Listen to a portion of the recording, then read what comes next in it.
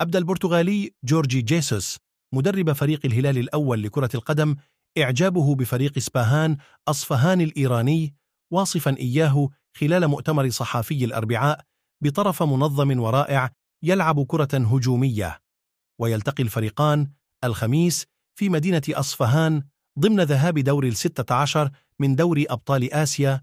وصرح جيسوس: حللت إسباهان جيدا، هم فريق هجومي منظم ورائع ومدربه من بين الأفضل في البرتغال، لكن نحن نمتلك هجوما قويا للغاية، رافضا تغيير خطته من أجل أي منافس. وشدد: فريقنا يلعب دائما بنفس أسلوبه وبأفكاره الهجومية والدفاعية، لن أغير طريقة اللعب، سندخل بأسلوب هجومي ونريد الفوز في الذهاب للدخول إلى لقاء العودة بعد أسبوع بارتياح أكبر.